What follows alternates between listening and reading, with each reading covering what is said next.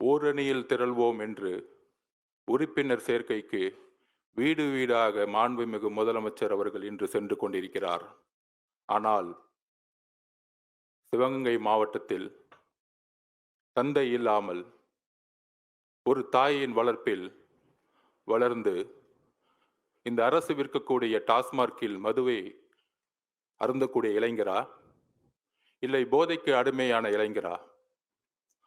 அந்த இளைஞர் தேர்ந்தெடுத்த வாழ்க்கை இந்து அறநிலைத்துறை நிர்வகிக்கப்படுகின்ற ஒரு கோவிலில் அறத்தின் பால் கடவுளுக்கு சேவை செய்ய தன்னை ஒரு காவலாளியாக, தன்னுடைய அம்மாவிற்கு ஒரு சிறந்த மகனாக வாழ்ந்து கொண்டிருந்த ஒரு இளைஞர் இந்த அரசால் துடிக்க கொல்லப்பட்ட இந்த நேரத்தில் அப்பா என்று ஒரு பிரச்சாரத்தின் மூலம் மக்களிடையே ஒரு போலி பிரச்சாரத்தை உருவாக்கி கொண்டிருக்கின்ற இன்றைய முதல்வர் அவர்கள் அந்த தாயின் கண்ணீருக்கு வீட்டிற்கு செல்லவில்லை. ஒரே தலைவர் தாயின் கண்ணீருக்கு வீட்டிற்கு சென்றார்.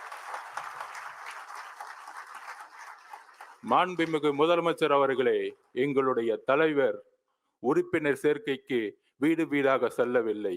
எந்த இளைஞர் கொல்லப்பட்டாரோ அந்த இளைஞருக்கு ஒரு அண்ணனாக, ஒரு அம்மாவிற்கு இன்னொரு மகனாக இன்று சென்று வந்து மக்களிடையே ஒரு நம்பிக்கை ஏற்படுத்திய தருணத்தில் இன்றைக்கு சட்டம் ஒழுங்கின் சீர்குலைவுகள் மூலம் எத்தனை இளைஞர்கள் பாதிக்கப்பட்டிருக்கிறார்கள், இந்த டாஸ்மார்க் மூலம் எத்தனை பெண்கள் வந்து இன்றைக்கு கைப்பெண்களாக மாறிக்கொண்டிருக்கிறார்கள் என்ற அவலமான தருணத்தில் இந்த தீர்மானத்தை உங்கள் தலைவர் முன்பு வாசிக்கிறேன்.